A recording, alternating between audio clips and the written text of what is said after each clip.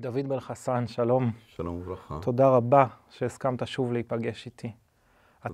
תודה שהסכמת לראיין אותי. אתה חוקר עצמאי של היסטוריה וחקר הדתות, מגדיר את עצמך כאתאיסט. נכון. אני רוצה להתחיל בשאלה של מה כתוב בכתבי היהדות הרבנית אודות ישוע. זה, קודם כל צריך להפריד בין מה שכתוב בתלמודים, תלמוד הבבלי והירושלמי, בתוספתות, ולבין מה שיותר מאוחר כתוב בספרות הרבנית, ובמיוחד בספר פולמוסי מאוד שנקרא תולדות ישו.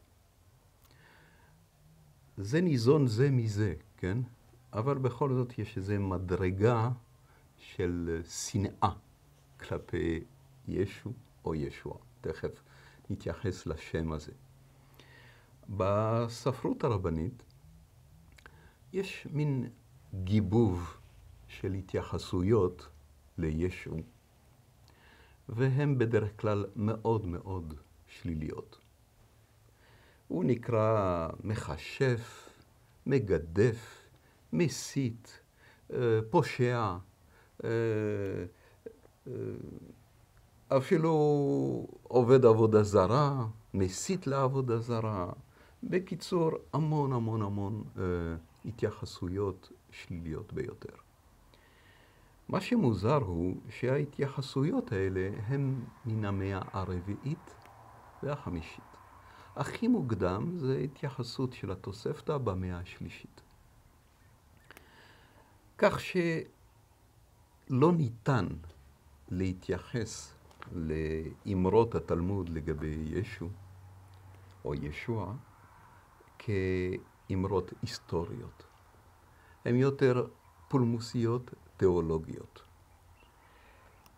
יש דבר עוד יותר מוזר, שלמעשה האמרות התלמודיות מסתמכות על אדם שהוא היה רומאי אלילי בשם קלציוס, שכתב ספר פולמוס נגד הנוצרים, תיעב את הנוצרים, וממנו נראה כאילו התלמודים לוקחים השראה. וזה מעורר תהייה, כי מה פתאום שתלמוד, שכביכול מדבר בשם האמונה של המונותאיזם, כן, באל אחד, מסתמך על עובד אלילים רומאי, כדי להתייחס על מישהו מתוך עמנו, ישוע הנוצרי. אז לדוגמה, אני אצטט כן, כמה דברים מהתלמוד. כתוב שתלוהו ערב הפסח, ו40 יום לפני כן כרוז עבר וביקש האם יש לו נקודת זכות כלשהי, ולא נמצא לו נקודת זכות, ולכן תלו אותו. זה, איך אומרים, אין שום דבר מקורי בתלמודים לגבי ישוע. זה דבר פולמוסי מאוד. מה שנתן כביכול יוקרה לאמרות התלמודיות האלה, יוקרה שלא הייתה מחויבת המציאות. זה דווקא בגלל הכנסייה. הכנסייה צנזרה את הקטעים האלה נגד ישוע בתלמוד, והיות והיא צנזרה את זה, אז פתאום הקטעים האלה, לאחר שבוטלה הצנזורה, תפסו יוקרה, כביכול משהו מאוד ערכי. אבל זה גיבוב מוחלט. יש בתוספתא איזו אמרה שכביכול איזה רב, כן, אליעזר בן אורקנוס, כן, שהתרשם מאיזה דרוש, מאיזו דרשה של יעקב, איש סכנה, הסכנה של ימינו, כן, שנתן לו איזו דרשה בשם ישוע, ואליעזר בן הורקנוס מאוד התרשם מכך, ואפילו התחיל לצטט את זה. שהוא אומר, שמעתי משהו מיעקב, אנחנו לא יודעים מי זה היעקב הזה, שבשם ישו, ושהוא אמר לי משהו מאוד מעניין. ואז כמובן החכמים הפרושים בתלמוד מטרים בו, ואומרים לו, אתה תמות, מוקש נחש, ולא תזכה לעולם הבא. וממש מאיימים עליו. כל זה מפני שהוא נהנה מדבר מה של מישהו שדיבר בשם ישוע. העוינות נוראית. העוינות גם לא מבוססת. היא, אם הייתי רוצה לומר דברים כנים, היא עוינות מרושעת נגד ישוע. היא גם לא מבוססת. אין שם שום דבר. זה התייחסות רדודה, מלאכותית, מאוחרת מאוד, ולא מתווכחת עם האתגרים שישוע הציב בפניהם, וגם לא לאתגרים של כותבי האבנגליונים. דווקא אני רוצה לדבר על השם ישו או ישוע בנושא הזה. בדיוק רציתי להגיד שאפילו עד היום נשתמרה העוינות הזאת רק בשם שלו. נכון. יש טוענים שהשם הזה, ישו, הוא ראשי תיבות יימח שמו וזכרו. יש טוענים, כמו לדוגמה החוקר, ההיסטוריון דוד פלוסר, שלא, שזה לא דבר בלע, זה לא ראשי תיבות, ופשוט זה צורת הביטוי של השם ישוע בגליל. הוא אומר שהעין, האות עין, האות הגרונית עין, נפלה, לא הייתה מבוטאת באותם הימים, ולכן אמרו ישו, ולא ישוע. איש האקדמיה ללשון העברית, יחזקאל קוטשר, מפריך את זה. קודם כל הוא אומר, מה פתאום שבגליל איבדו את האות הגרונית עין? לא נכון, ביטאו אותה. רק בגליל התחתון ובאזור שומרון, מאוחר יותר, 200-300 שנה מאוחר יותר, כן, איבדו את הגרוניות. אבל בתקופה הזאת ביטאו את הגרונית. והוא אומר, וגם אם איבדו את הגרונית, אז היו אומרים ישוע, לא ישועה עם עין, אלא ישוע, לא ישו. ביטאו את העין כמו א', כמו הישראלים של היום, שאומרים ישוע במקום ישועה. כן? מעט מאוד ישראלים יודעים לבטא את העין. אז יש פה משהו פגם גם כן, בעצם קריאת שמו של אדם בצורה שהיא לא מדויקת. למה לקרוא לו ישו ולא ישוע, אם שמו היה ישוע? זה גם מראה על משהו, התייחסות עוינת שלילית כלפיו. יש שניסו לתרץ את זה, ואמרו, לא, זה מפני שהיוונים, הרי הם לא ידעו, ביוונית אין אות עין, אז הם קראו לו יסוס ביוונית. בסדר, אבל ביוונית גם קוראים לאליהו הנביא, אליה קוראים לו אליאס, וזכריה קוראים לו זכריאס, ועובדיה עובדיאס, ויונה יונס. ביוונית כל השמות באס. אז מה, אנחנו היום קוראים לנביא יונה, קוראים לו יונס? לא. לא. רק דוברי ערבית שהם לא יודעים עברית, או קוראים לו יונס. אבל אנחנו קוראים לו יונה. לא אומרים זכריאס, קוראים לזה זכריה. אנחנו דוברי עברית צריכים לבטא את השמות בצורה העברית המתוקנת, התקנית. לכן צריך לקרוא לו ישוע. כפי שאפילו מופיע בתנ"ך השם ישוע כמה וכמה פעמים. ודאי, ישוע, יהושע. יש מקום אחד בתוספתא, ששם כתוב ישוע, עם עין. מעניין. כן. אז זהו, וזה יותר קדום. התוספתא יותר קדומה משאר התלמודים. אז זה אומר שכן ידעו שקוראים לו ישוע. אז זה ניסיון לפגום בבן אדם. בדרך כלל כשרוצים לפגום בבן אדם, מה עושים? פוגמים בשמו. זה דבר מגונה. גם התלוי היה כינוי, נכון? התלוי, אותו האיש. שלא רצו להעלות על דל שפתם. לא רצו להעלות את שמו על דל שפתיהם, כאילו שפתותיהם, כאילו זה דבר מגונה ביותר. זה מעיד על התייחסות עוינת חינם. חינם, כי אתה אומר שהם לא הביאו סיבה טובה. הם מדברים על שנאת חינם, כן. אבל זו שנאת חינם. כי אי אפשר לייחס לישוע את מה שיותר מאוחר הכנסייה הקתולית עשתה ליהודים, הרבנים. זה עיוות היסטורי. בכל זאת אני רוצה להתייחס לעדות מסוימת. וזו העדות הקדומה ביותר, חוץ מאשר האבנגליונים, שהם לא עדויות היסטוריות טהורות, אלא יותר תיאולוגיות. אבל יש איזו עדות היסטורית של יוספיוס פלביוס, בשמו העברי יוסף בן מתתיהו. כתב את זה בערך בשנת 90 לספירה. זאת אומרת, קדום מאוד. הרבה יותר קדום ממה שאומרים, מה שכתוב בתלמודים. מעל 300 שנה קדום יותר. הוא כתב את זה בספר שלו שנקרא קדמוניות היהודים. ואני רוצה לצטט אותו במדויק, כי זה מאוד מעניין.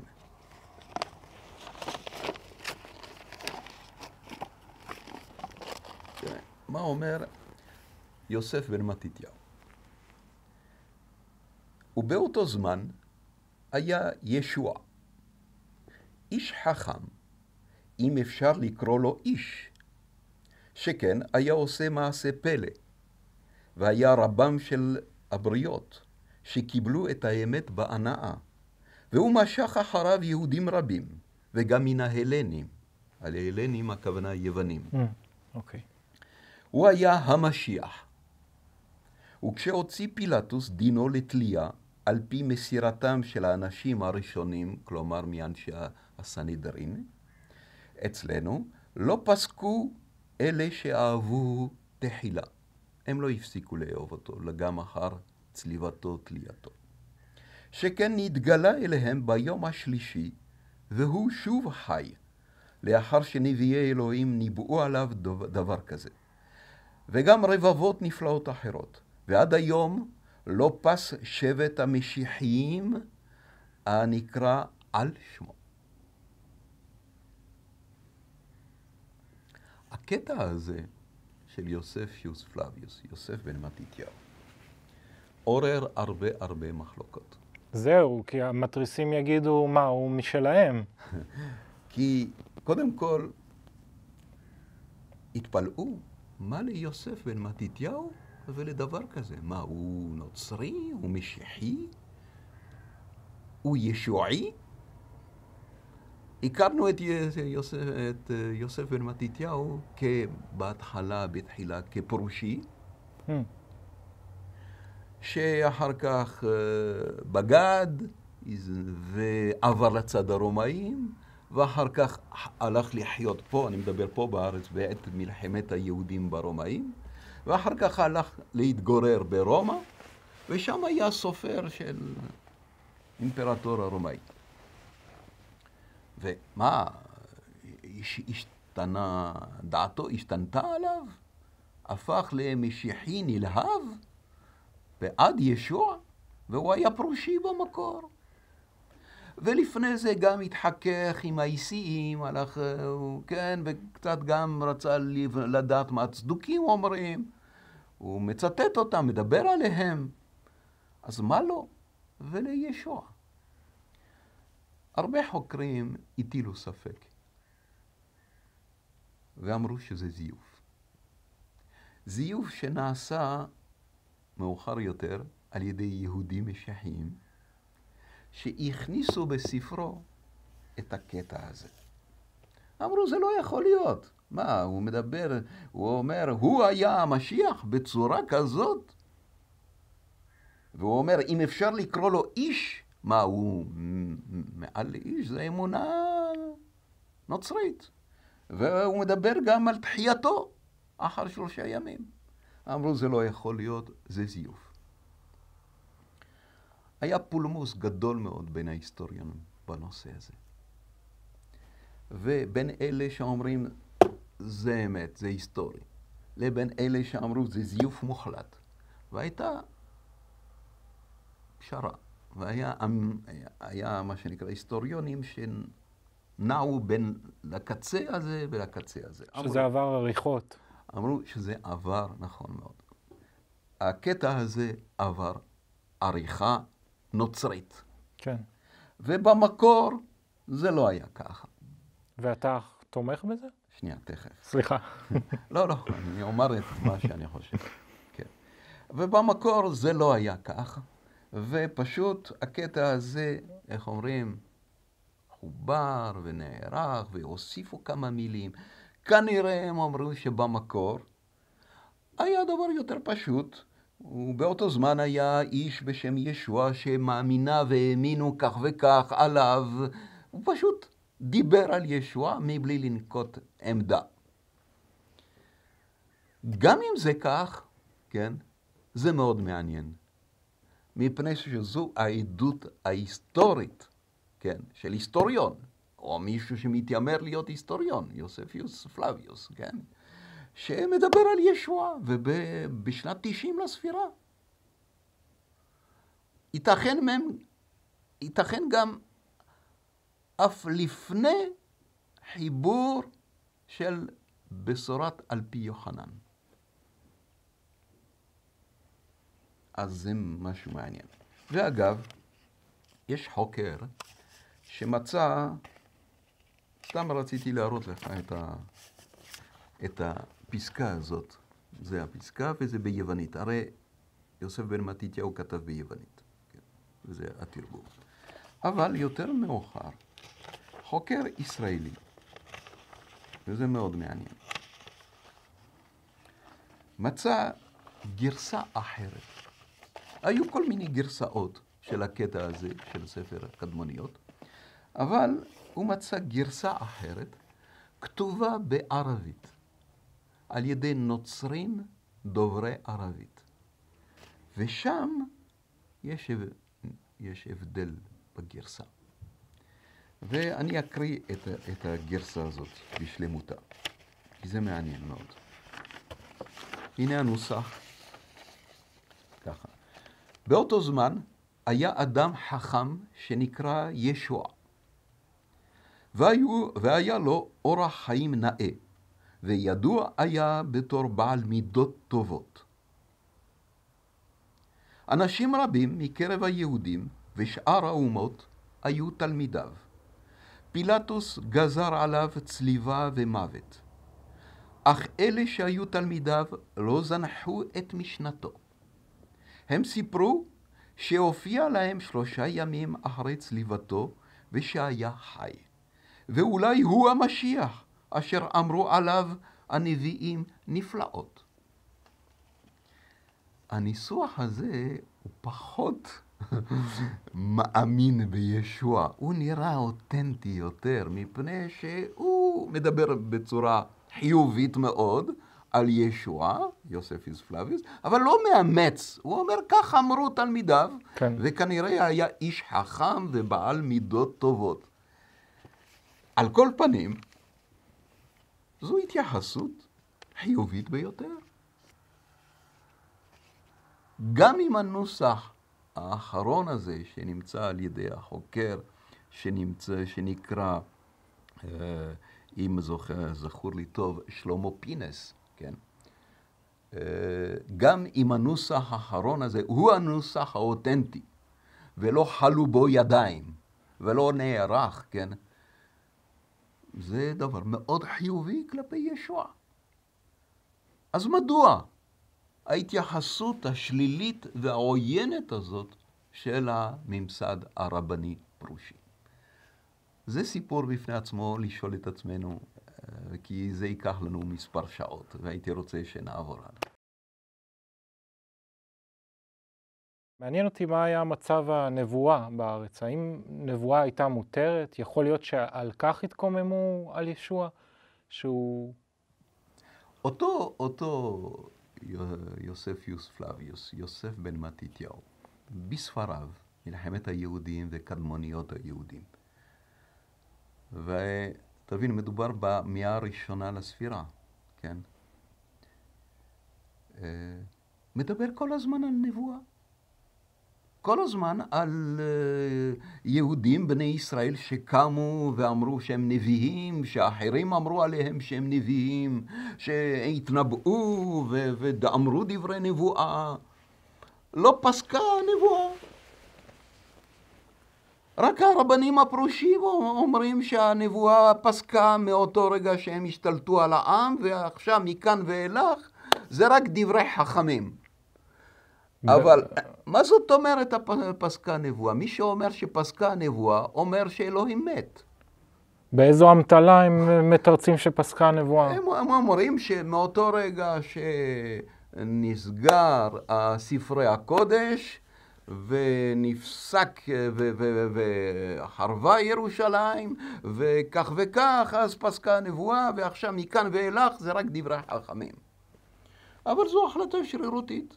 גם אחר חורבן ירושלים עדיין היו אנשים שאמרו על עצמם שהם נביאים, ואמרו על עצמם שהם משיחיים, בר כוכבא, ואלה שתמכו בו, ועוד ועוד ועוד עד המאה החמישית, שישית, שביעית לספירה, עד הכיבוש הערבי-מוסלמי.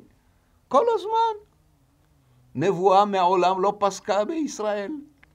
אז דוד, גם היום אם מישהו יקום בבית הכנסת ויתנבא, יבטלו אותו? בוודאי, יחרימו אותו. יקראו לו פושע, נוכל, רמאי, שקרן. מבחינתם, רק דבריהם הם דברי אלוהים חיים. שום דבר אחר. רק ההלכה שלהם, מה שהם פסקו בגמרא, אמוראים, סבוראים, שולחן ערוך, רק דבר הלכה. ומה שהם אמרו, דברי חכמים. כל השאר בטל ומבוטל, דבר שקר מבחינתם. וללא הסבר הגיוני. אפילו ראיתי פסוק באחד הספרים שהוא לא התנ"ך, ספרי היהדות הרבנית, שאומר ככה, כל המהרהר אחר רבו, כאילו מהרהר אחר שכינה. ודאי, מבחינתם הם האלוהים. הם דבר האלוהים. הם נציגי האלוהים עלי אדמות. איך אתה מוסמך להיות רב? למידה פשוט? מי שלומד את הגמרא, עובר מבחנים, הוא רב מבחינתם. זאת אומרת, הם בתוך המסגרת שלהם. אין בחירה כמו עם דוד המלך שהנביא משך אותו וכולי. לא, הם לא מכירים במושגים האלה. מאותו רגע שמבחינתם היהדות הפרושית היא היהדות, בעוד שזה יהדות של זרם מסוים. אז מבחינתם כל שאר הזרמים, כן, אסורים. הם נקראים מינים, נקראים כופרים, נקראים פושעים, אסורים, בקיצור אסורים. ואין צורך, איך אומרים, להעריך דיבור על כך. זה שוב באותה שיטתיות המוכרת שלהם, של החרמה ודחיית הזולת, שלא חושב כמוהם. דוד, רק על פי התנ"ך, איזה חגים בני ישראל מצווים לחגוג? אולי אתה מתכוון על פי התורה, ולא על פי התנ"ך, כי זה סוגיה בפני עצמה. אז נתחיל בתורה. אוקיי. בתורה זה פשוט מאוד, זה 3 הרגלים, פלוס יום תרועה, ובסוכות שמיני עצרת, כן? ויום הכיפורים. זה הכל. עכשיו, לשאלתך בנוגע לתנ"ך. לפני לענות, קודם כל אנחנו צריכים לברר את המושג הזה, תנ"ך. ראשי תיבות, תורה, נביאים, כתובים. השאלה היא, מי קבע את קנון אסופת התנ"ך? מי קבע שספר זה בתנ"ך, בספרים הקדושים, וספר אחר אינו בספרים הקדושים. הקביעה הזאת היא קביעה לא פשוטה. היא גם קביעה שהיא על פי זרמים ביהדות. הקביעה של היום היא על פי, כנראה, הזרם הרבני פרושי. מדוע אני אומר זאת? מפני שראינו לדוגמה שתרגום ה-70 של התנ"ך מכיל ספרים נוספים. הרבה ספרים נוספים. לא ידעתי את זה. כן. ולכן, אז הקביעה, מי אומר לנו שהקביעה של 24 ספרים היא הנכונה והמדויקת? מה גם שלדוגמה בכל הספרות של מה שנקרא מגילות הגנוזות או מגילות ים המלח או מגילות קומראן, כן? נמצאו עוד ספרים שנחשבו למקודשים. לעומת זאת, לא נמצא ספר אסתר. לא נמצא. מגילת אסתר לא נמצאה. במצדה גם כן נמצאו כמעט כל הספרים, ספרי התנ"ך, חוץ משני ספרים, ספר נחמיה ומגילת אסתר.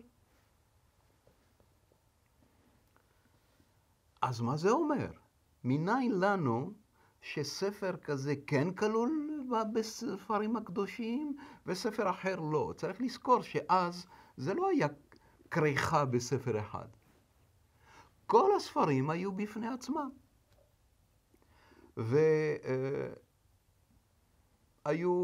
הייתה ספרייה והיו ספרי קודש. אנחנו לא יכולים לדעת מה היה נחשב ספרי קודש ומה לא היה נחשב ספרי קודש. רק על פי הרבנים הפרושים. תורה הייתה מחוברת בראשית שמות? כן, בתקופה ההיא שאנחנו נדונה, תקופת בימי בית שני, שהסופה של התנ"ך נקבעה, כן. אבל, לדוגמה, יש סיפור בתלמוד, ששני זקנים מכסים את ספרי הקודש במזה מטפחת, כדי שלא יקבלו זיהום, כדי שהעכבר לא יכרסם, כדי שלא יטמע. וזקן אחד מגיע, פתאום הוא רואה את מגילת אסתר. נותן את זה זפתה, איזה מכה, יורק על זה, הוא אומר, זאת לא צריכה מטפחת. הוא לא מחשיב אותה כספר קודש. ומהצד השני של היהודים המשיחיים אפשר לראות בברית החדשה ספר חנוך, שכן מחשיבים אותו כספר קודש, והוא לא נכלל בקנון. נכון. יותר מכך, בבשורה על פי יוחנן, כמדומני, רואים שישוע עולה לרגל לירושלים לחגוג חנוכה. זאת אומרת שהוא יחשיב את חנוכה כדבר מקודש. ומניין לנו לדעת על חנוכה? מניין? מספר חשמונאים א' וב' בעיקר. ספרים שהם לא נמצאים בתנ"ך. המשנה מתעלמת מהספרים האלה, הגמרא מתעלמת מהספרים האלה. היא הופכת את הגבורה של המלחמה המסופרת בספרי חשמונאים א' וב' בנס פח השמן. לא דובים ולא יער. הדברים האלה לא מוזכרים. לא בספרי חשמונאים א' וב', לא אצל יוסף בן מתתיהו, ולא אצל בבשורות. מדובר על חנוכת המזבח. לא נס פח השמן. וזה מחזיר אותנו לשאלתך על חגי התנ"ך. חוץ מאשר החגים בתורה, פתאום אנחנו רואים חג נוסף שהתווסף לתנ"ך, שהתווסף לחגים המקודשים של התורה. חנוכה? חוץ מחנוכה, שזה לא בתנ"ך. פורים, ממגילת אסתר. מה המגילה הזאת? מה פתאום מוסיפים חג נוסף? התורה אומרת לא תגרע ולא תוסיף. מה פתאום זה הופך למשהו מקודש?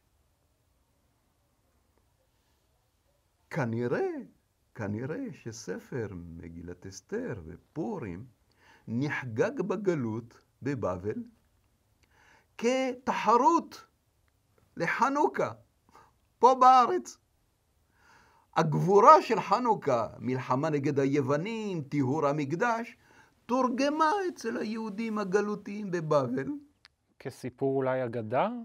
סיפור אגדתי מופרך על איזה מלכה יפיופה. שנשלחת לביתה. ונשלחת ומול המלך אחשוורוש, לא דובים ולא יער, לא היסטורי בעליל. לעומת ספר חשמונאים, שנכתב כנראה על ידי חייל של יהודה המכבי, שהזדקן, זאת אומרת ממש קרוב למאורעות, ומספר על המאורעות, על מלחמות, על קרבות, על טיהור המקדש, על סילוק היוונים מן הארץ. וזה מה שאבותינו חגגו. הם לא חגגו את פורים. אף זרם ביהדות, כולל הזרם היהודי משיחי, לא חגג את פורים, מלבד הזרם הפרושי רבני. והם היום מכתיבים לנו את פורים בתוך ספרי התנ"ך, בתור חג מקודש, מגילה מקודשת, בשוות ערך למגילת רות. אתה צריך להבין, ניקח מגילת רות, ומולה מגילת אסתר, ואומרים, זה אותו דבר, זה אותו מגילת רות. אותו תיעוד היסטורי. אותו תיעוד היסטורי, אותה קדושה. כן. מגילת רות, מגילה יפהפייה, מגילה טהורה, מדברת על דברים ערכיים, אנושיים, בטוב טעם. מולה, מגילת אסתר מספרת על איזה יפיופייה. שסורסרה על ידי... שסורסרה על ידי מרדכי הדוד שלה. כל השמות, אגב, במגילת אסתר לא עזיים, לא עבריים. אסתר זה אשתר, מרדכי זה מורדוך. שום דבר לא ישראלי. לעומת בועז הנפלא. לעומת בועז, לעומת רות, שזה גם בעברית, לעומת נעמי. מה זה? רות קיבלה שם בעברית, למרות שהיא... רות זה בעברית. זה בא מרוויה. עכשיו, כל הסיפורת הזאת של מגילת אסתר, לא מוזכר ארץ ישראל, לא מוזכר אלוהי ישראל, שם השם אינו מופיע. שום דבר. מה הדבר, סליחה על הביטוי, המתועב הזה, בתוך ספרי הקודש של עם ישראל? דוד, אתה מאתגר פה לא רק את הציבור החרדי, גם את הציבור היהודי משיחי, בעצם כל מי שרוצה לחקור את ספר הספרים בהגינות, אתה מאתגר אותנו. אני אינני מבין לחקור יותר עמוק. את היהודים המשיחיים שחוגגים את פורים. מדוע? הם נשרכים על ידי הקנון הפרושי רבני? אין להם עצמאות לקבוע מהם ספרי הקודש שלהם? הקראים אגב חוגגים חנוכה ופורים? לא, הם חוגגים את פורים מפני שמסתמכים על התנ"ך. גם הם הלכו שבי אחר הקנון של היהדות הפרושית רבנית. אבל חנוכה אני חושב שהם לא חוגגים. לא חוגגים את חנוכה, כי זה לא בסוף ספרי הקודש מבחינתם. ועכשיו היות והזכרנו את מגילת רות, אז נעבור לשאלתך הבאה. מה מעמד הגוי לפני ואחרי שעבר גיור כהלכה בעיני היהדות הרבנית? חיתון, אתה יודע, קבורה, כל כיוצא בזה. קודם כל, מה זה גיור? זה לא קיים. בתנ"ך זה לא קיים. חוץ מאשר במגילת אסתר, ששם כתוב הרבה מעמי הארץ מתייהדים. אבל אמרנו שלוקחים את מגילת אסתר וזורקים אותה לא לפח הזבל של ההיסטוריה, אבל בצד, כרגע. מטילים ספק. ספק רב על הערך של המגילה הזאת. אז בתנ"ך אין דבר כזה גיור. זה לא קיים. זו המצאה רבנית פרושית. יש בתנ"ך גר, תושב, גר תושב. מה זה גר תושב? זה מישהו שלא שייך לעם ישראל, והוא בא לגור בארץ. היות והוא בא לגור בארץ, וארץ ישראל מבחינת האמונה הישראלית היא ארצו של עם ישראל, אבל גם של אלוהי ישראל. הוא נותן את הגושפנקה.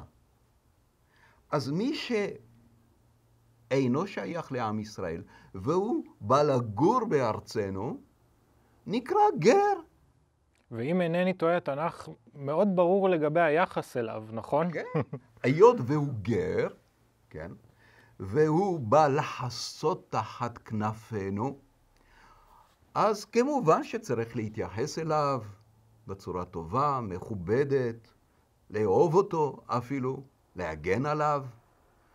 מאידך, הגר, מפני שהוא בא לחסות תחת כנפינו, הוא בא לגור בארץ ישראל, הוא מחויב לשמור תורה ומצוות, לשמור את התורה, את חוקי התורה, ככתוב, כגר כאזרח.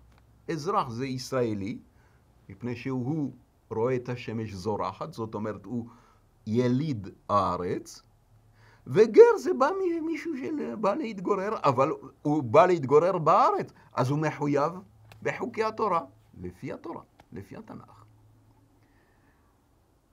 אז אחרי שביררנו את הנושא הזה ואמרנו, אין גיור, אין גיור, אין דבר כזה גיור, אין טקס גיור, לא מבקשים מהגר, תלמד את ההלכה הזאת והזאת ותתפלל כך וכך ותעשה כל מיני טקסים רבניים, שום דבר, כלום.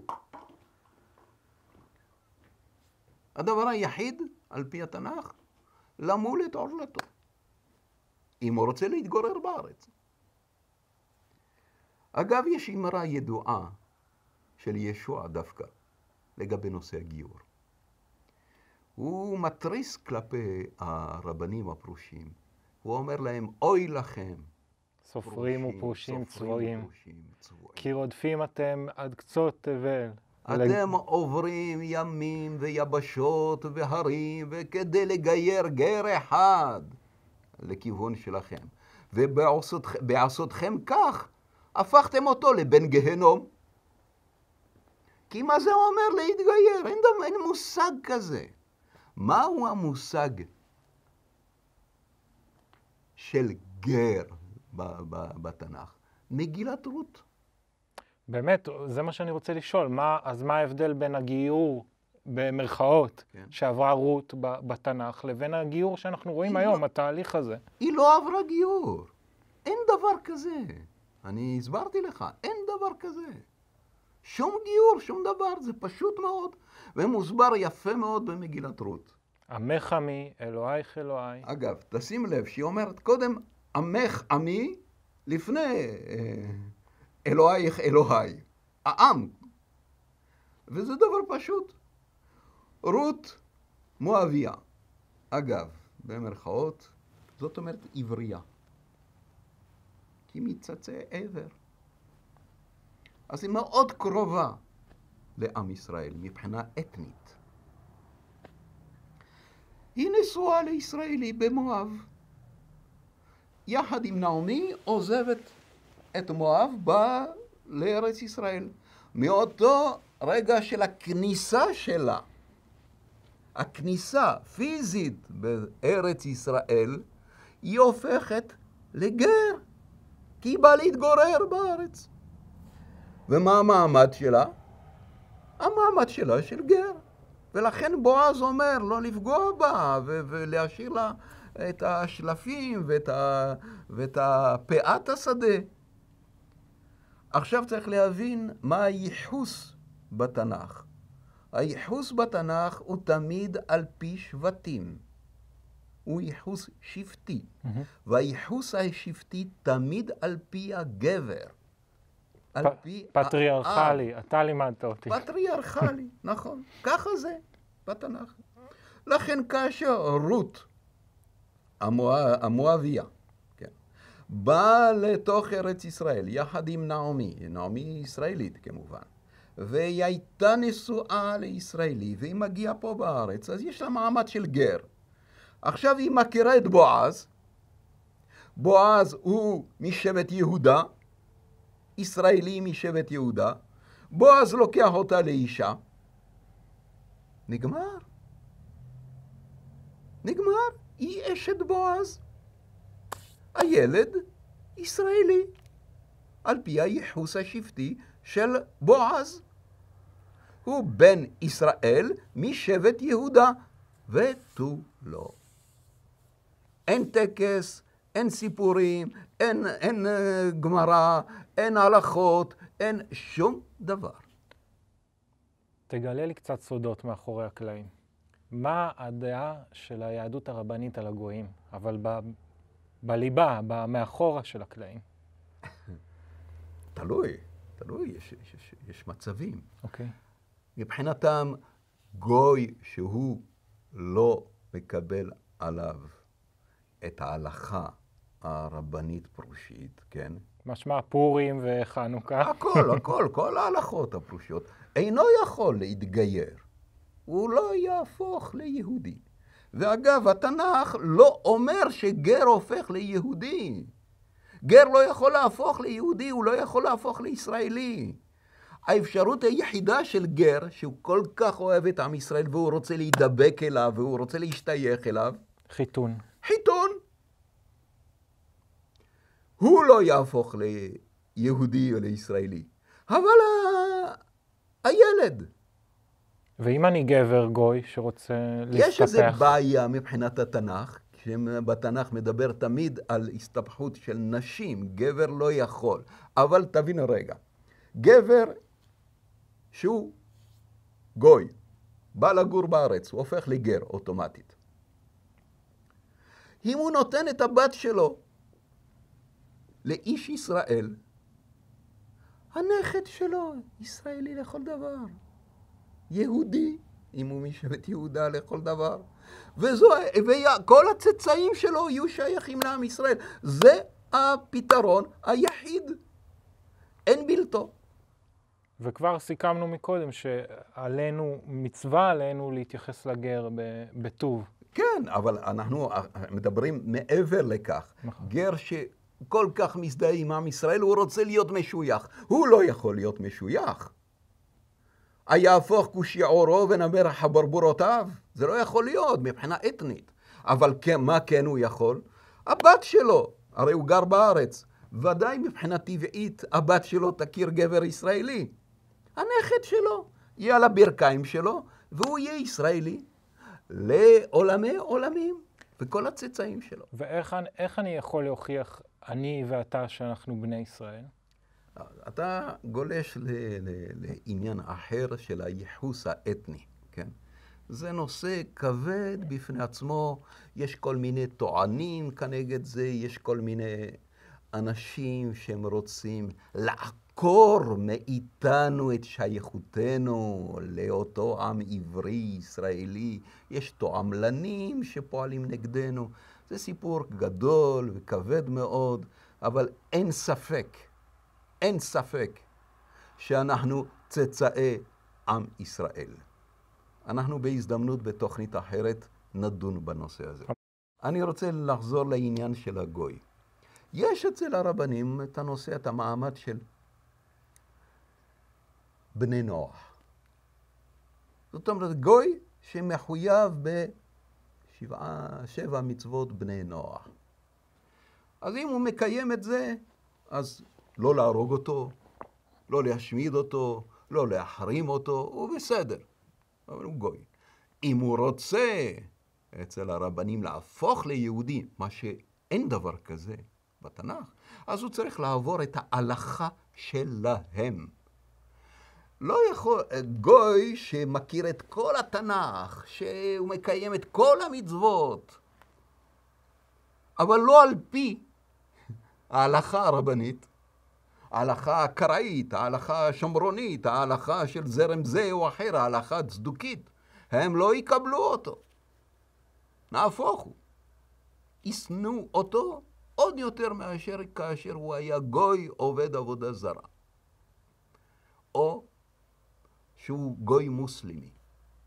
לרבנים הפרושים יש איזה רגש כבוד ומין אחווה כזאת אל האסלאם.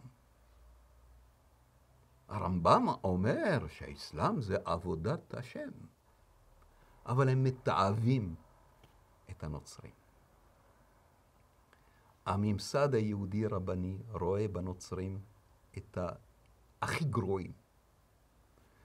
לכן, כל ההתייפייפות שאני רואה של כל מיני קבוצות של נוצרים שבאים לארץ ורוצים להתחבב לממסד הרבני פרושי, ויש להם גינונים של היהדות הפרושית. הם חושבים בדרך הזאת להתקרב אליהם ולהתחבב אליהם. לא יעזור להם. הממסד הרבני פרושי מתעב אותם עולמית, ושום דבר לא יעזור. כל עוד לא יעזו את האמונה שלהם בישוע.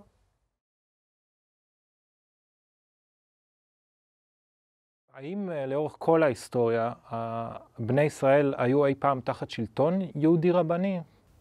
כן, הם היו תחת שלטון פרושי רבני,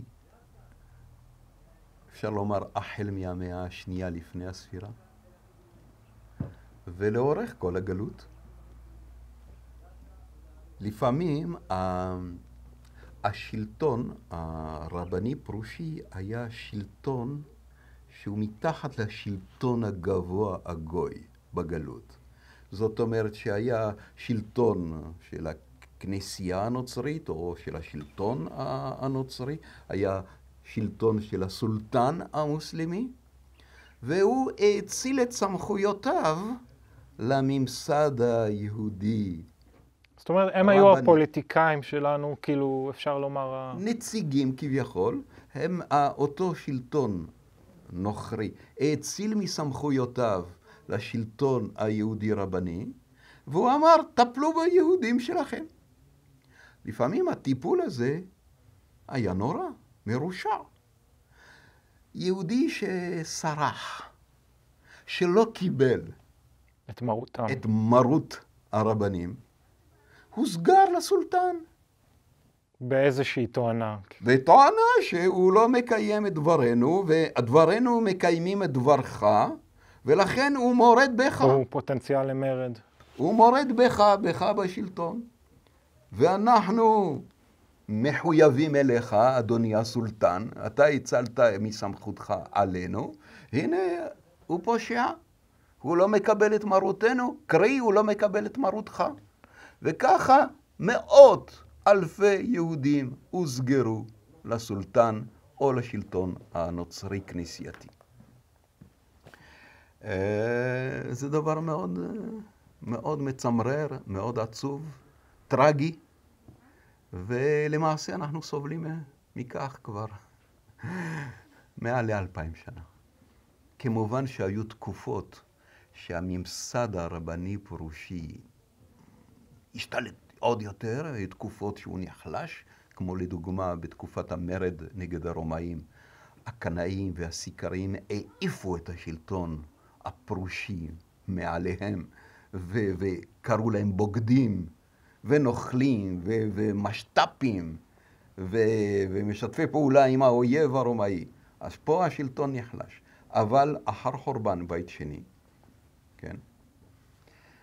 יוחנן בן זכאי, ראש השלטון הפרושי רבני, הולך לטיטוס ועושה דיל איתו. אומר לו, תן לי את השלטון על היהודים, אני אדאג שלא ימרדו יותר. והוא כביכול משביע את עם ישראל 3 שבועות, מלשון שבועה. לא למרוד באומות העולם, לא לעלות לחומה, זאת אומרת, לא לעשות מרד, לא לדחוק את הקץ, לא להביא את המשיח לפני זמנו. שלא יקומו עוד כמו בר כוכבא. שלא יקומו עוד כמו ישוע, כמו בר כוכבא, כמו כל אלה שרצו לגאול את עם ישראל. זה השלטון הרבני פרושי עלינו. ואיך אתה מדמיין בימינו אנו ששלטון יהודי רבני? יהודי רבני פרושי? אני אגיד את זה בשתי מילים. שלטון של דאעש האסלאמי. אם הם יכולים. בהתחלה, כמובן, הם יהיו יותר רכים. בוא תתקרבו אל ההלכה, בוא תתקרבו אל היהדות הרבנית. אנחנו אוהבים אתכם, אתם תינוקות שנשבו, וישראל אף על פי שחטא ישראל הוא, וכל האמרות הנדושות המופרכות שלהם.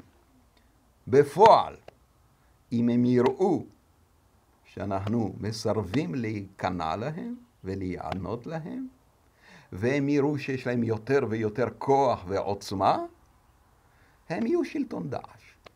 שלטון דאעש היהודי עלינו.